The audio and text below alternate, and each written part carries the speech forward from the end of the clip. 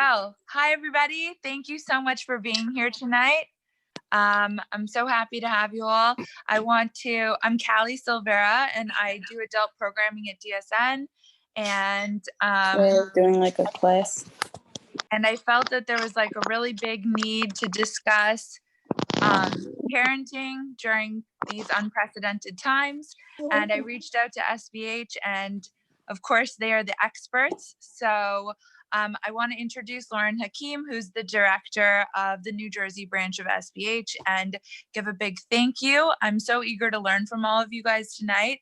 And I really look forward to hearing what you guys have to say. Thank you, Lauren. Thank you, Kaylee. Hi, everyone, and welcome. Do you want to wait a couple of minutes, Callie, before I introduce the speakers to see if a couple more people sign on? Sure. I think we have like already 25 people and they just keep coming. So it must be. That's great. Welcome, everyone. We welcome everyone. Right? Yeah, we could give it another minute or so. Sure.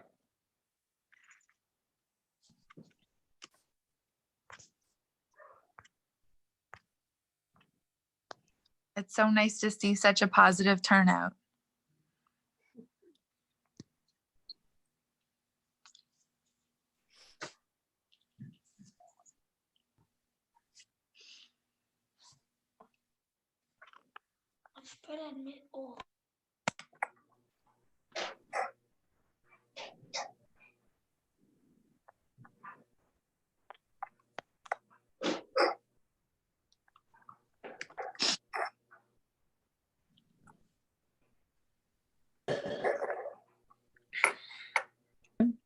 Okay, it's 8:35. I say we go for it.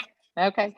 Hi, everyone, and welcome. Welcome to tonight's discussion on parenting tips for today's school-age children during these challenging times. I want to thank DSN and Kaylee for co-programming with SVH tonight to bring this important discussion to the community. We are very fortunate to have two great mental health professionals from SVH here tonight to lend us their expertise on this topic. Please join me in welcoming Malki Plotzker and Sarah Azar. And if you can see them. Malki is the clinical director for SVH New York Counseling Center. She is a clinical social worker and registered play therapist supervisor. She's been working at SVH in the counseling center for the last 10 years as a therapist, a supervisor, and now as clinical director. She is a private practice in Far Rockaway, and her specialties include trauma work with adults, teens, and kids, family of origin work, and parenting and play therapy. Thank you, Mom. Thanks very much. Sarah Azar also joins us. She's the global intake specialist for SVH New Jersey branch. As such, Sarah is the point of contact for community members that reach out to the Jersey branch, and she connects them to SVH services if and when needed, or provides them with outside resources and referrals as well. Sarah has a master's in mental health counseling from Brooklyn College. She worked at the SVH Counseling Center in New York as an intern and from 2013, and then worked there from 2014 through 2017. She's a licensed mental health counselor in both New York and New Jersey, and she has a private practice in New Jersey as well. Her specialties include helping children with behavior, anxiety, social skills, as well as helping parents with communication and parenting skills. We are thankful to both Malki and Sarah for taking the time to meet with us tonight, and we look forward to a very informative session. We hope it will be interactive, so please feel free to post questions to Malki and Sarah. I know some of you submitted some questions prior to tonight, and Malki and Sarah will do their best to get to them. I'm gonna turn it over to you ladies now. Thank you. Thank you, Lauren. Thank you, Lauren. Go for it, Sarah. Hit it, Malki. All right. Okay. All right. So hi, everybody. It's a little funny to talk to people through Zoom. I think I'm more used to seeing people in person and interacting live. So just seeing a bunch of names, some of which I recognize, some of which I do not, is kind of nice to see those names, but it would be really even nicer to see faces and really feel you in the room, but I'll try my best. All right. So we're just going to start off. I'll give a little bit of an introduction of the way that I think about parenting and what I think you guys might benefit from tonight. And then Sarah will speak for a little bit, and then we'll take some questions. We'll respond to questions that we've received prior to this webinar. And hopefully we'll be able to really give over some good information. So when I was thinking about the title of this webinar, the title is Family Matters. And I was thinking, like, what is it that really matters in a family? And what matters do families really want to hear about, right? What are the things that most families are struggling with right now and struggling with in general and at all times? So before I go any further, I'm just going to tell you that I'm doing this webinar just as much for myself as for all of you, which basically means that I'm in this with you. I'm not perfect, and I'll never be perfect. I'm struggling just as much as you are, but I will tell you that that's okay. The reason that's okay is because healthy relationships in general, they inherently, require some level of struggle, and parenting is no different, right? Think about the last time that you engaged in a new relationship.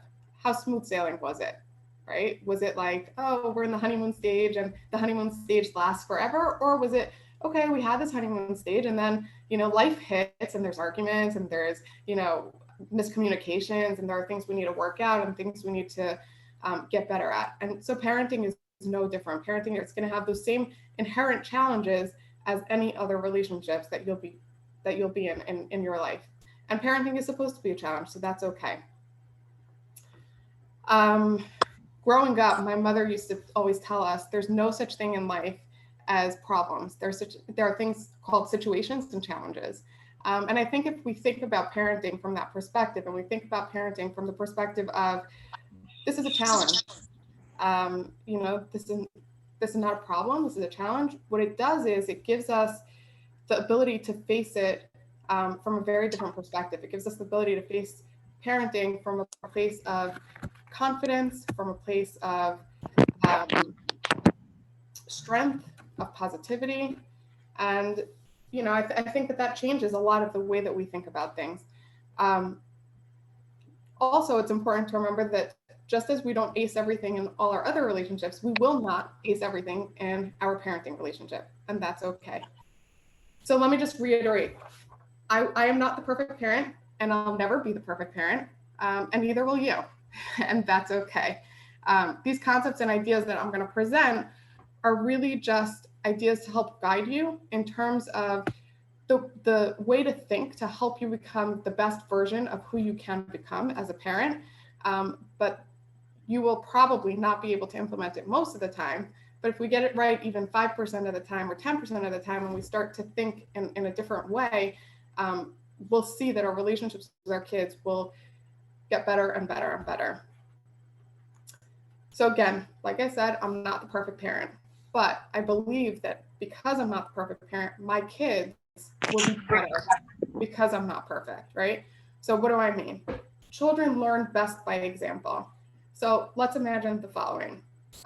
Let's imagine the perfect parent. I wish this was in a room so that I could ask you guys, what do you think the perfect parent does? So if anyone wants to actually type into the chat really quickly, what is your image of the perfect parent? That would actually be really helpful.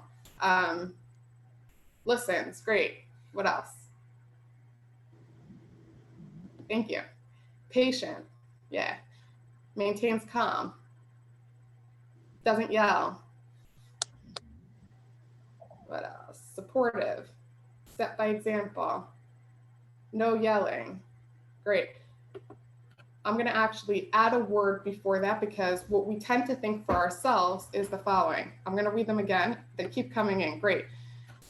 I'm going to change it to always listens, always patient, always maintains calm, always doesn't yell, always supportive, always sets by example, never yells, always spends time with kids, always has the kids sleeping on time, is always loving and affectionate, is always loving. Someone wrote no cell phones, right? So like is always present and not on their phone, right? Always enjoys their children. Yeah. So let's imagine that, thank you everyone. Wow, it's fun to have some level of interactivity. So great, thank you.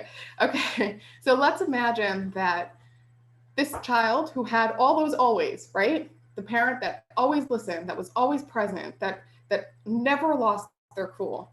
Let's imagine that child now goes out into the real world and they encounter a teacher who doesn't fully understand them. Or they're in a relationship and they get into an argument. They've never really experienced that before because everything has just been perfect all the time. How's this child going to fare in the real world, right? What about the first time that the child feels anger, feels anxiety, how are they going to deal with all the challenges in relationships? It's really hard to imagine that they would know how to cope with ups and downs of real life. Our children learn by example. So when we mess up and we make mistakes, which we often do, right?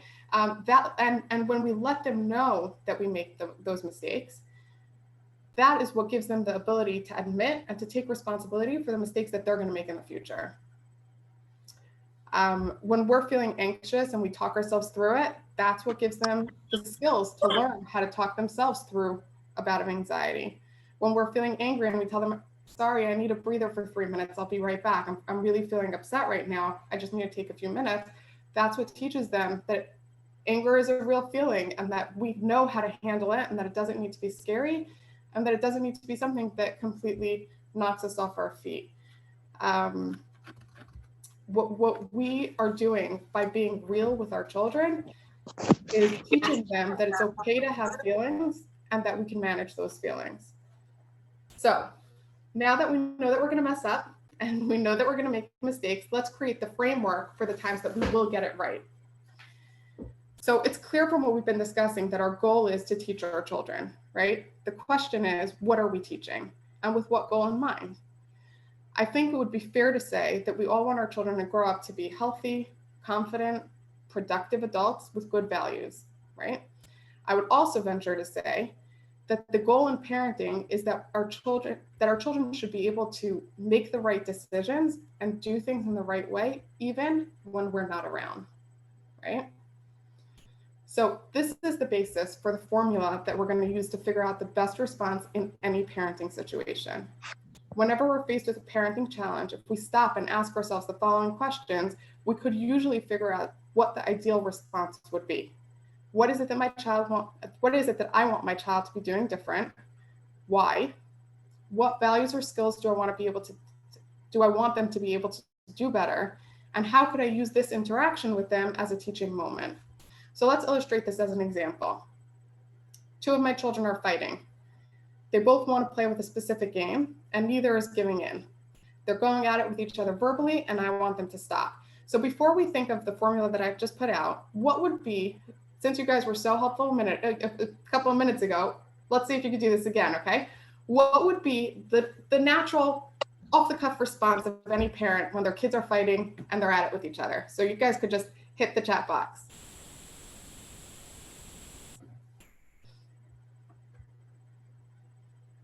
This one's more difficult. Will you guys knock it off? Great, thank you, Miriam. So we might yell. What else? Please share. So we might beg, right? We might yell, we might beg. Point fingers, try and explain to each one the other side, try to let them work it out. Okay, some of you are already thinking in the framework that we've just set out. What else? Who wants to be mevater and give in? Great.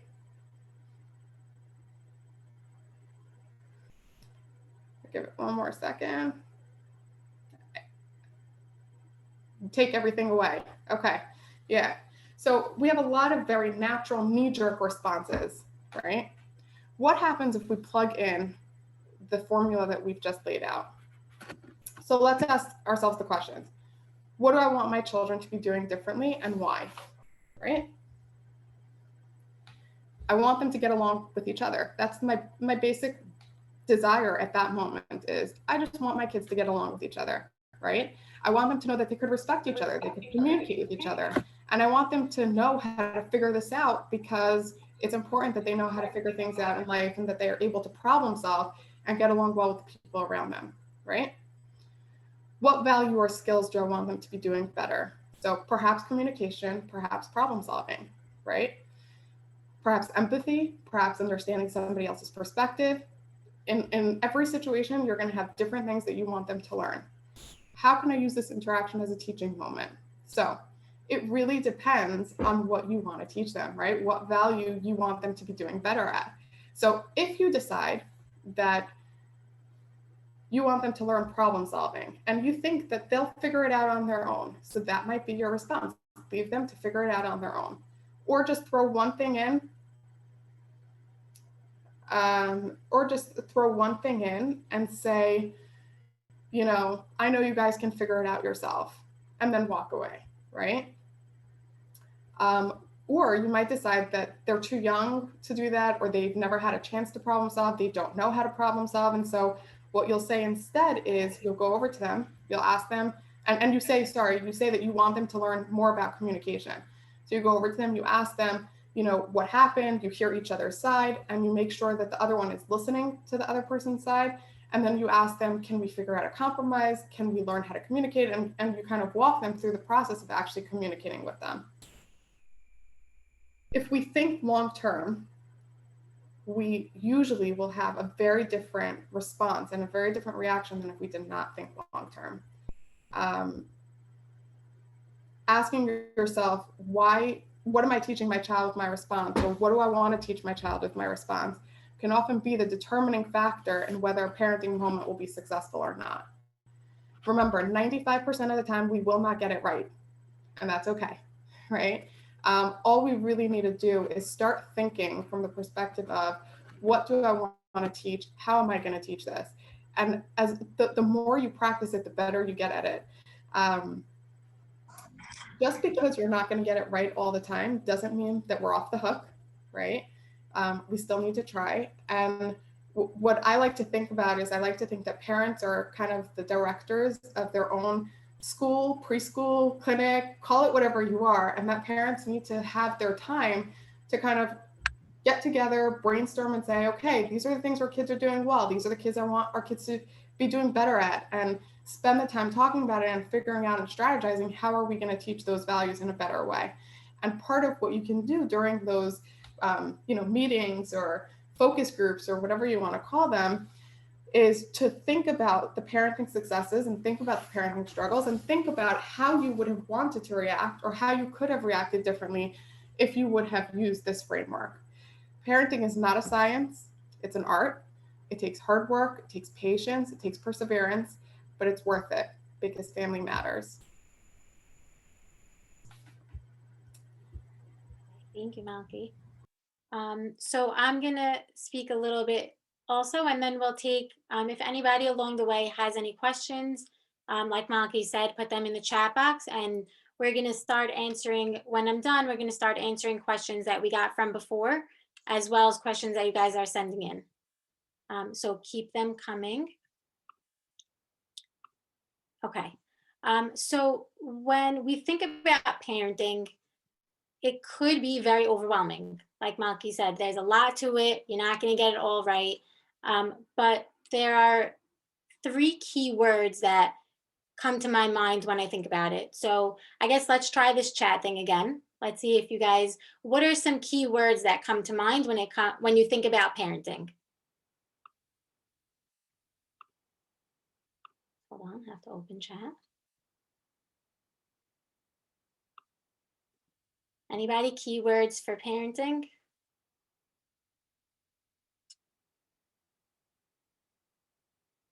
Grateful for my son. I hear you. Okay, I hear you, being grateful. Okay, so the 3 words that come to my mind are connection, validation, and respect.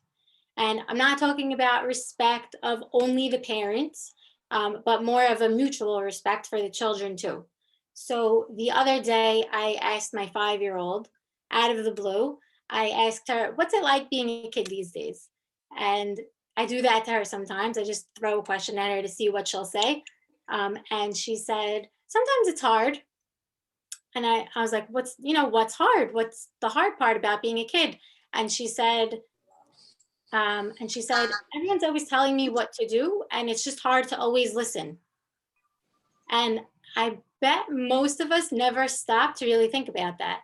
She's a 5-year-old who has a hard time because everyone's bossing her around. Like, how many of us really stop to think what life is like for our kids and to think about things from their perspectives, right? We want them to do that to their friends and to share and to think of the other person, but we have to have respect for our kids and do the same for them. So a lot of people think that Our children need to listen to us. They need to respect us, obey us, never question what we say, do what we say because we say it. And sometimes we think a good parent breeds children who always behave and do what we say. Like when our kid has a meltdown in the cereal aisle or in the candy aisle of a supermarket, and we all, let's be honest, panic inside that the people around us are judging us or are thinking, oh, that mom doesn't know what she's doing. She can't control her kid, right? We really, I'm sure, have all experienced that. They're not meant, kids are not meant to be controlled. We don't want a robot. No one wants to have, if we really stop and think about it, no one wants to have a kid who will just do what people tell them to do without thinking and without thinking it through for themselves, especially when they become a teenager and other things start coming into play, like peer pressure and drugs and things that maybe they shouldn't be getting into until they think it through. So yes, it gets very frustrating. All we want to do is get into the bath or just eat your dinner or put your clothes in the hamper already. But what a lesson for them to learn, for a grown-up to tell them, I respect you, let's work together. Our relationship is important to me. You are important to me. There's nothing more important for our kids to hear than that. And so connection, the second word that came to my mind, is striving to connect with them as a whole person, not looking down on them, not focusing only on their missteps and on their misbehaviors and the things that they're not doing right. But as Malki taught me the other day, to look at the donut and not the whole, to look at their positive traits and their capabilities and their needs and what are they communicating to me in this moment and what do they want me to know through this behavior and through what they're telling me. And once we're able to see them that way and to see the whole picture, that gets us, that's really the only way we're able to validate their emotions, which is the most, I honestly think the most important tenet of any healthy relationship, not just parenting. And validation, I know, is that word that comes up in every parenting discussion. It's always going to be mentioned, validating their feelings. But I think it's also the most misunderstood word. A lot of times I'll mention that word and parents in sessions or my friends, or they'll say, "How I can't validate my kid when they're throwing a tantrum. I can't do it. They're freaking out about something that's so insignificant. They're overreacting. I can't validate that." Validating means accepting and supporting. So with our children or with any relationship for that matter, we need to validate their feelings and let them know it's okay. No matter what they're feeling, even if we wouldn't be feeling that way if we were in the same situation, whatever they're feeling, that's what matters. For them, it's real. For them, it's all consuming. When someone breaks the tower that you worked for a half hour on and they break it, your whole world just shattered. Everything just collapsed. And when they look at us, when they're overwhelmed with those big emotions, our children are looking at us for guidance. They're looking at us to validate and support and accept them. But I'm not ever going to tell you to validate a behavior that's not okay or that tantrum. So, for example, let me give you an example. Hold on. Okay, so if, let's say, we'll use that example. So if my daughters were playing, and it happened many, many times, as I'm sure it happened to many of you, one of my kids is building a tower, working really hard, or coloring a picture and putting her heart and soul into it. Then my other daughter comes by and just knocks it right over. No reason, nothing to it, just see you later, or picks up the page and rips it. And my daughter, let's say, hits her or pushes her. And I see some people's reactions, the few people who I have up, because it's you guys have been there, you've experienced this, I'm sure. So I could yell at her in the moment, but like Malki said, what am I trying to teach her? Right? I guess here I could really teach both of them something, but what am I trying to teach? What message do I want them to receive? What skill do I want to teach them in this moment? So I would get down on her level, always eye level, maybe hold her hands, get an extra connection there. And I can say something like, I can see you're so angry right now because your sister ruined what you've been working on. The thing is, hitting is never okay, even when we're angry. So I would say more, but I'm going to stop there for 1 second. If you listen to the words I said, I validated her anger. I validated the fact that she worked hard on something that was now ruined, and she's upset about that. And I would be upset about that too if I was in her shoes. And then but I did not validate the hitting. I told her hitting is not allowed. Even when you're angry, hitting is not allowed. And then, since I'm telling her what's not allowed, I better give her an idea of something she can do. So then I would say something along the lines of, when you're angry, you can take a break, draw a picture, whatever works for your kid. Take some deep breaths. I actually asked one of my daughters tonight, what does she like to do when she's angry and she has to calm down? So she said, I like to go to my room for a few minutes, but sometimes that doesn't help. So, okay, so what do you do next? I'm thinking I might like to color.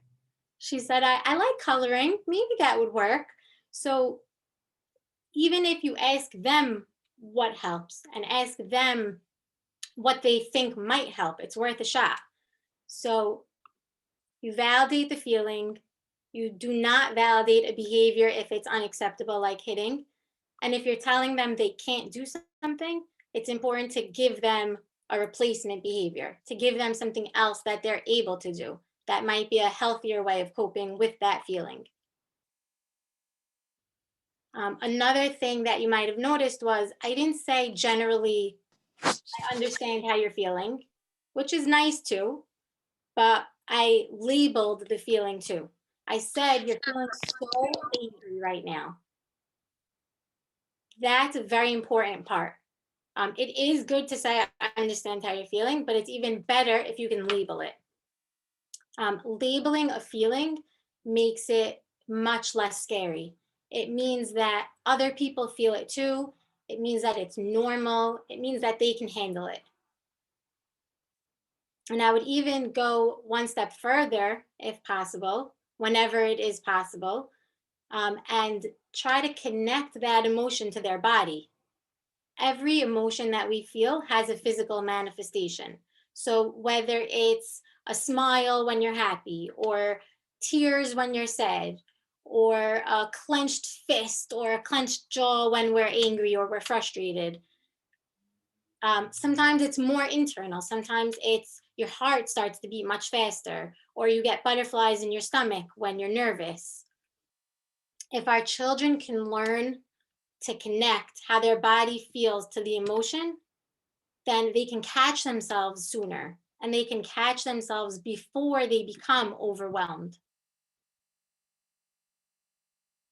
And this also, it's not only helpful for them paying attention to themselves, and actually us to pay attention to our own feelings as well, but it helps them read others around them. So if a grown-up is folding their arms and scrunching their eyes, or a friend is shaking their leg or is blushing, this is important information for our kids to be picking up on. And it's kind of like this unspoken rule where, you just read body language. It needs to be taught to sometimes. Sometimes you need to point out that your heart feels like that because you're nervous, or you're sweating now because you have a big test coming up and you're nervous. your friend is blushing because she's embarrassed. Something that's going on is embarrassing your friend. Then once they have that information, they can act on it and they can make a decision and choose a behavior or something to say that might be appropriate instead of missing those signals. So I know a few questions came in actually about social skills and what I can do. We're wearing masks and they can't see our face. They're not with people so often. This is something that could be done in the house very easily with people, even at a young age. When you're reading a book with your toddler and you see the picture of the character on the page, you could point to the picture and say, look how happy she is. Look at that big smile on her face. And they'll start connecting that. And you can say, oh, look, how do you think this person feels? And they'll say, oh, there's a tear, she's sad. And they'll end up, you could use everything could be a teaching moment, everything. Today, when we were waiting for my daughter's bus to bring her home from school, my 3-year-old and I were waiting for the bus, and you should just see the smile on her face when my older daughter gets off the bus. But she was smiling ear to ear. She was jumping, literally jumping up and down when the bus came down our block. And I said something to her. I said, look at you jumping. You're so excited to see her. And something so blasé. It wasn't a whole conversation. It wasn't a whole lecture. It was just 1 second of connecting her body to her feeling. So the next time she's jumping all around, she knows that she feels excited. That next time Adele's bus is coming down the block and she feels that either inside of her or her smile, she knows, oh, okay, this is excitement. That's what this is called.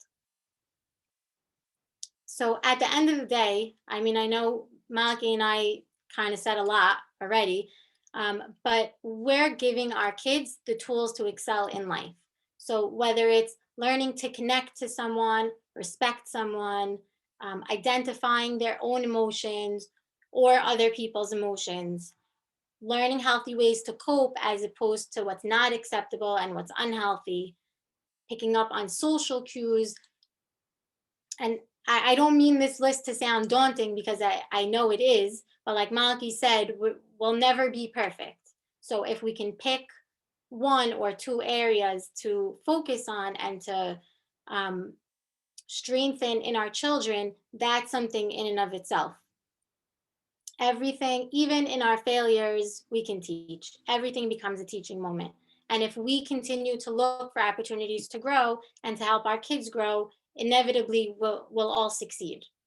So I wanted to, Malki, I guess let's go through some questions. If anyone has questions now, you can put them in the chat box. There were already a few, and I did jot them down. I don't know if you missed them, Sarah. Okay, yeah, I wasn't looking at it.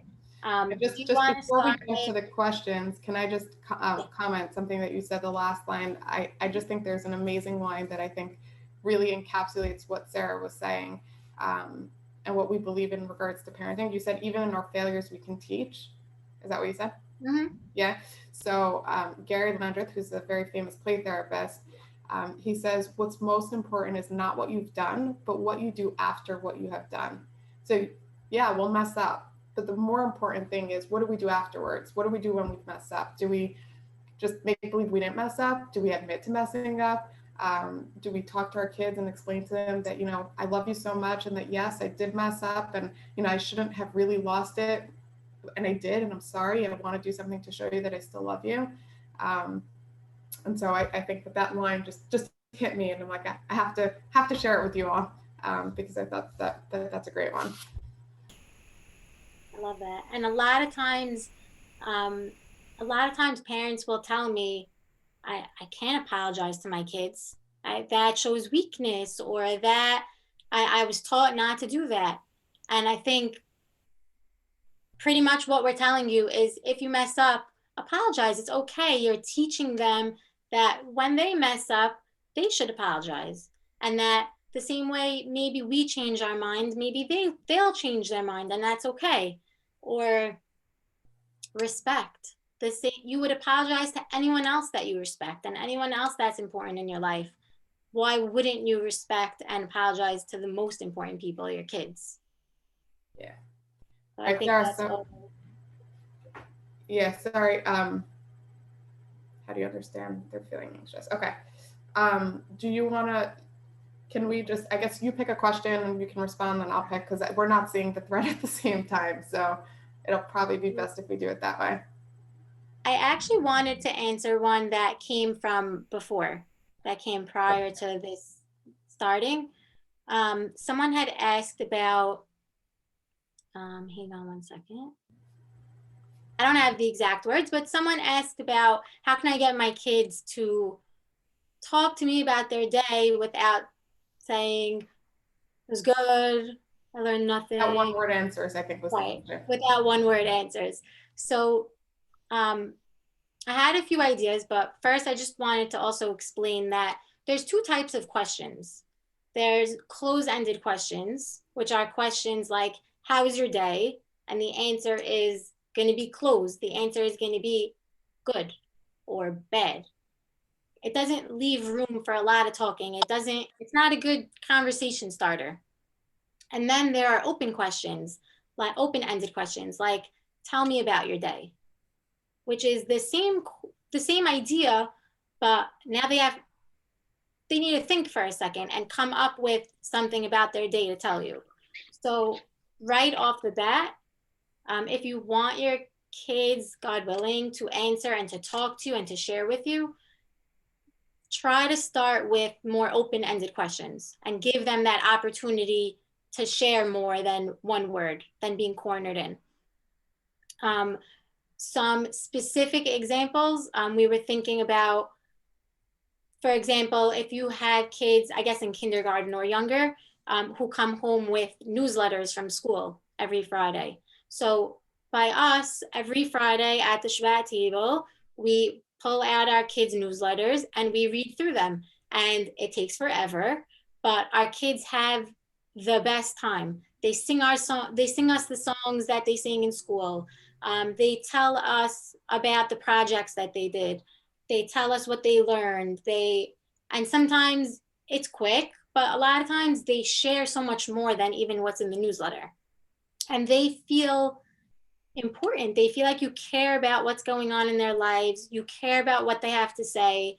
I remember, I'm the youngest in my family, and I remember very vividly sitting at the Shabbat table one lunch and everyone talking about things going on in their lives and everyone talking about their school and their work and their families. And I'm just sitting there thinking, like, no one's asking me about carpool. Like, how come no one's asking me about my carpool? I have a story to share. And they did ask me, they do ask me a lot. I did speak, but that stuck with me for some reason. And so now I make sure to ask my kids about the bus and about school and read me the newsletter and let's go through it. I actually also saw something a while back and I saved it. I like to bookmark things also. That's a good way to look back on them. If it's an Instagram post or a website or something, it was like a bunch of ways to ask your kids how school was without asking how school was. So some examples were, tell me something funny that happened today at school, or tell me one thing you learned today in school. Tell me a way that someone helped you today, or how you helped someone else. So there's so many aspects of their day you can ask about without just generally asking how was school. Another one was, if you could sit next to anyone in the class, who would it be? There were like so many creative ways that you could find out things about their day and have them engage with you and talk to you without just simply saying, how was your day?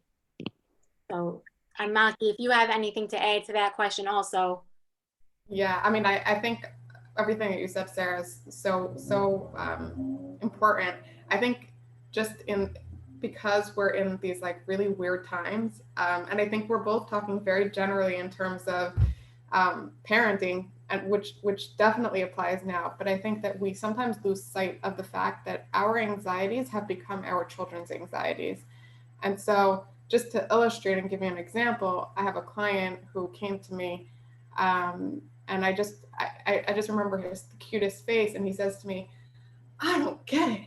All I hear about all day is Trump, Biden, coronavirus. Just leave me alone." He's like, "Even at the Shabbat table, this is all they talk about. They don't leave me alone. Could they just leave me alone?" And you know, it really highlighted for me how our children are really, they're struggling. The pandemic has become their issue just as much as it's become our issue. But I think that we need to really try as much as possible to keep adult conversation for adults, and to keep kid conversation for kids. And so the Shabbat table is not the place to discuss all your concerns in regards to the election and who the next president is, or all your concerns in regards to the pandemic, or how your business is doing, or you know, anything like that. You know, if the kids bring up something in regards to the pandemic or in regards to the elections, it's okay to respond, but the framework needs to be a child's framework, not an adult framework. I also just want to mention something, because I know we got a question in regards to teenagers. This webinar was not created to address teenagers. Hopefully there will be another webinar to do so. But that being said, everything we're talking about here can be used for teenagers, just in a different way, right? So just the same way Sarah was saying that we have to respect our kids, ask our kids questions, use open-ended questions and not closed-ended questions, think about their emotions, help them connect to their emotions and stuff like that.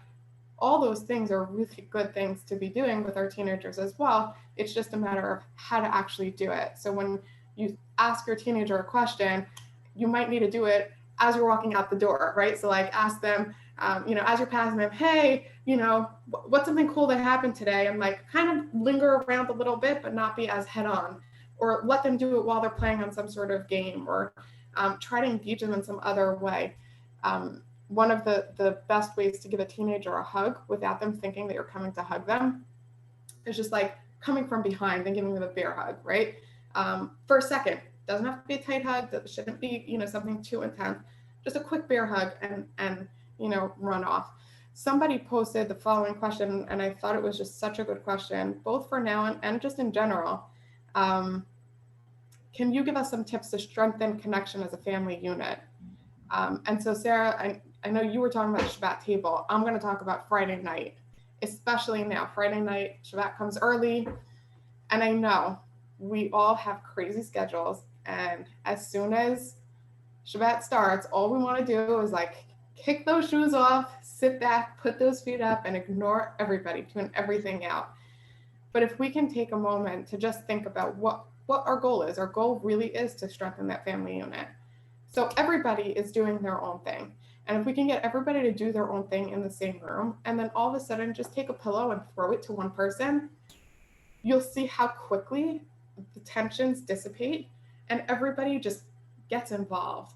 When you start to make something like every Friday night is family time, and every Friday night we all have to sit in the living room and we all play a game together, that's just not going to work. It's not going to strengthen the family unit. It will make them feel pressured to become involved in that type of way. But if you can just be spontaneous and do something silly, it tends to just like lighten the mood and get people moving. And kids, if they see a parent throwing something, like, "Whoa, what just happened? Oh, okay, let me throw it again." You know, and it kind of becomes this very reciprocal type of interaction. Another idea could be to just say, "Who wants a massage?" Right? Great way to get physical affection without it being a direct, you know, "Let me give you a hug" or anything like that. Just use the opportunity that you have in terms of the time that you have in the same room as your child to flash them a smile, to make sure that they know that they're the most important thing that happened to you. One of the best things to do, instead of telling them how important they are to you, is the second they walk through the door, drop everything, look at them with this big smile, and let them know just by your face, just by your presence, that you're so happy they're home. That goes way longer, like way further than you telling them, I really love you. If they know it and they feel it from your actions, it changes things. So And I that, think, Malki, just to add to that, I think if your kids are younger, you could also say, I'm so happy to see you, welcome home. Or, you know what, when you pick your kid up from school, oh, I'm so happy to see you. That sometimes it might feel weird when you first start saying it, like if that's not your norm. But the more you do it, I bet you your kid will smile ear to ear when they hear that. And the more you do it, the more natural it'll feel and the more it'll roll off your tongue the next time you say it. Sarah, I'm gonna just comment on that. A lot of people, I know people are not asking this question because they may be embarrassed to ask this question, but I know I've gotten this question so many times. If I start talking like you're talking, my kid's gonna know I'm a fake. Yeah. Right? Or they're gonna say to me, Mommy, who taught you how to talk like that? Right? They're not gonna see it as being real. And the truth is, you're right. Kids will see through it. The first time, the second time, the third time. By the fourth time, they'll just be so thrilled you're doing it that they could care less. And so it's okay if those first few times they're like, whoa, what's going on? This is not your norm. And even maybe make fun of you for it. But believe me, they will get past that really quickly. And that exact thing happened. I had recommended a book for some parents that I was working with to read. And they came back to me with some feedback when I followed up with them. And the dad said, I don't know, I was listening to it, but they keep laughing at me, or they keep teasing me, or they keep making fun of me. I'm like, just keep doing it. They're teasing you because it's different, but I bet you they like it. And he kept doing it. And that's exactly what you said is what happened. He got more used to it. They got more used to it. They were happy to have, a unified parental system, acknowledging their feelings and giving them attention and spending time with them and respecting them. And that became their normal. Yeah. Can we get a little bit more interaction again? I'm sorry. Yeah. I need the back and forth with people. Can everyone just chime in? What does a thermostat do? Oh, yeah, let's do this.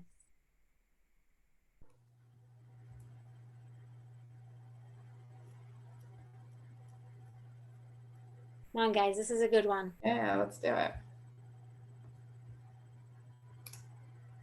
It regulates temperature. Great. What does a thermometer do?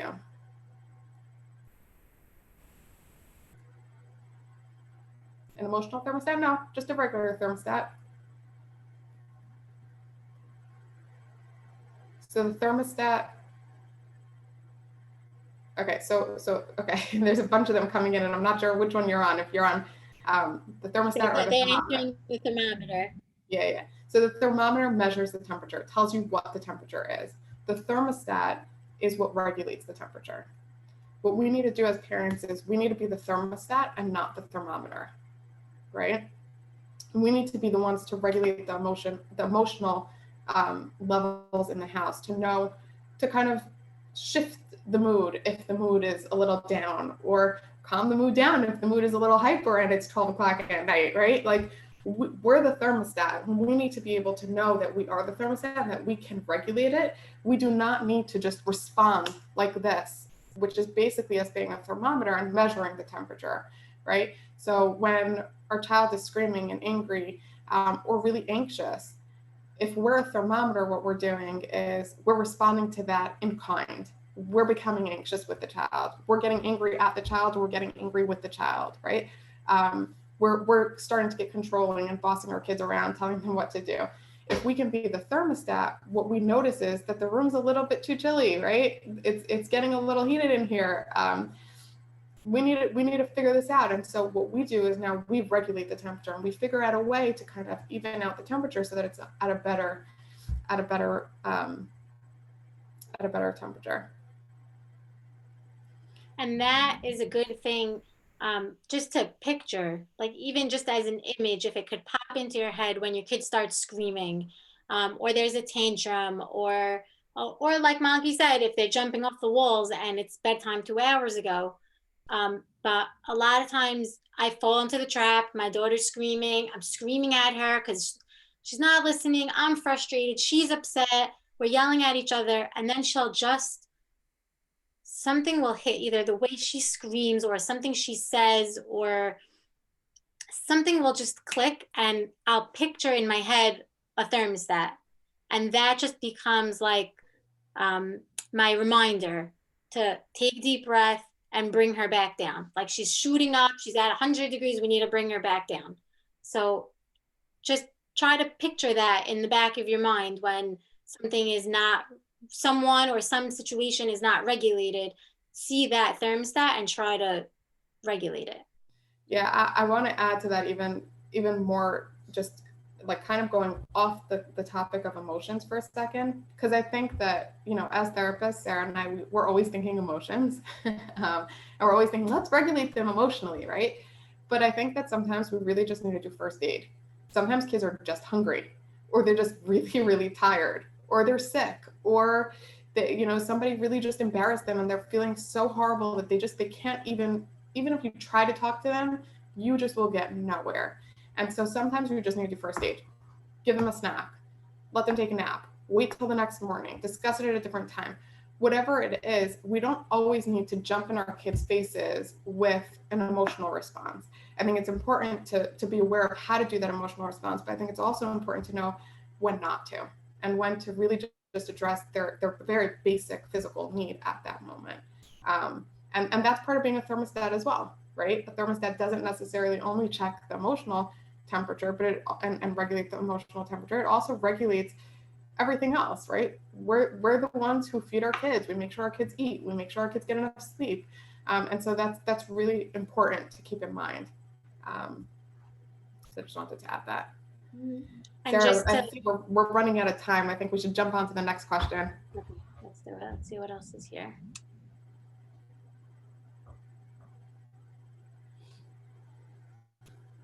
Someone asked, yeah. Someone asked about helping a 2-year-old open up verbally at school, that they're verbal at home. I'm just going to address that one really quickly. It's okay for a child to feel different in different settings, right? If they're very verbal at home, that's because they feel really safe at home.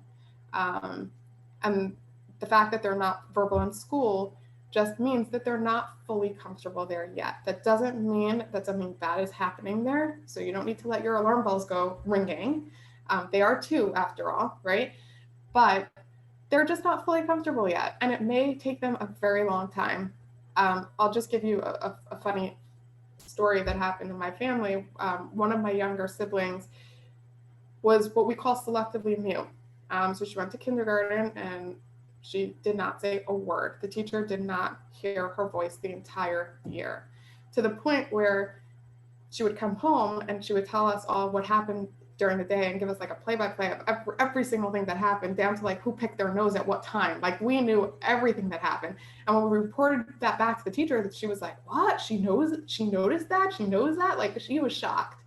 And what the teacher really just did throughout the entire year was just be present and just go with the flow.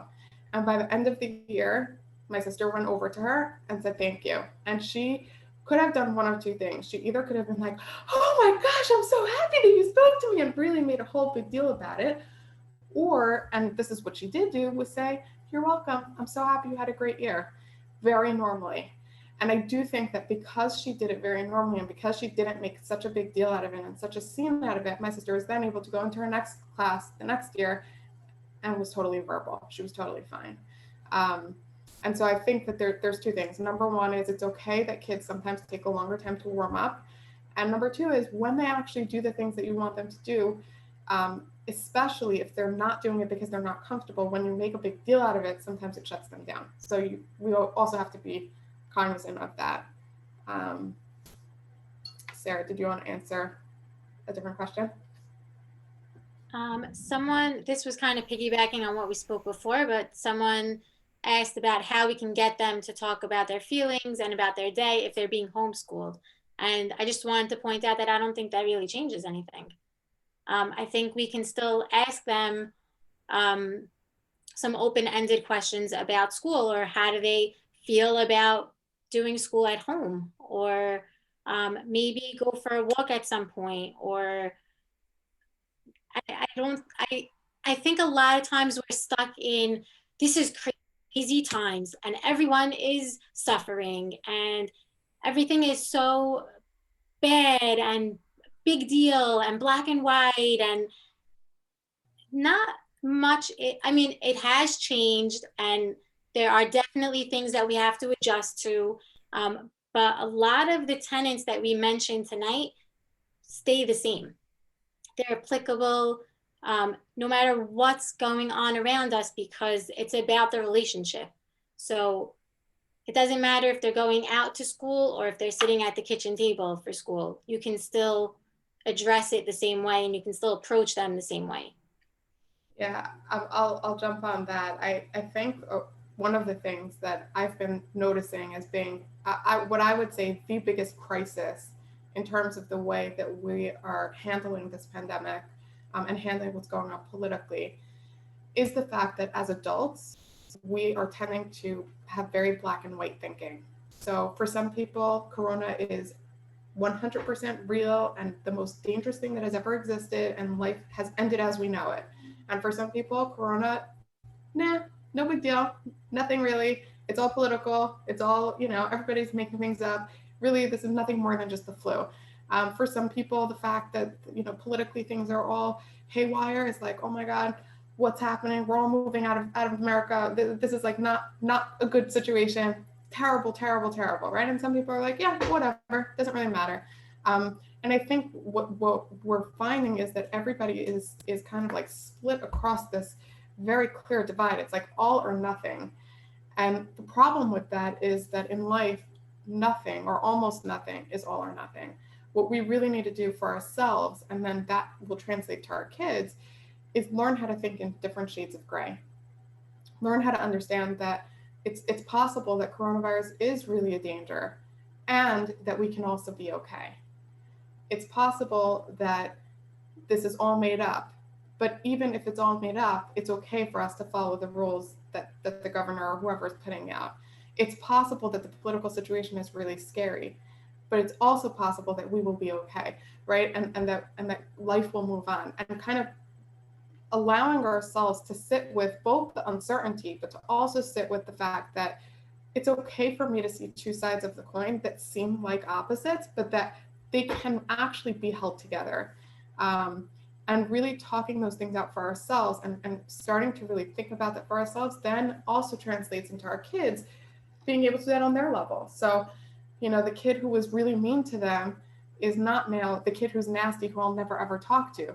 He might be the kid who was mean to me one time, but maybe he was just in a really bad mood and maybe we can still be friends. Or when mommy says something that really makes me mad, she doesn't have to be the worst mommy on the entire planet that I want a new one.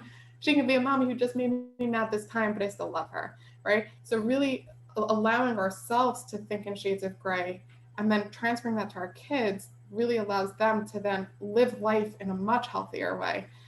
Where they don't need to panic and freak out or shut people out of their lives because of black and white thinking.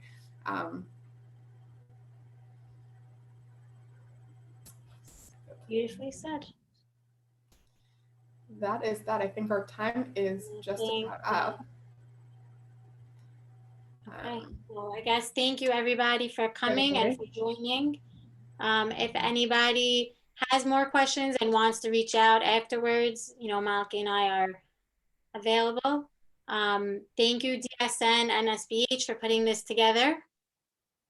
Thank you so much. DSN so appreciative, and our whole community, I'm sure, could benefit from everything that was said here tonight. You guys really empowered us with your wisdom, and I think we have better days ahead because of it.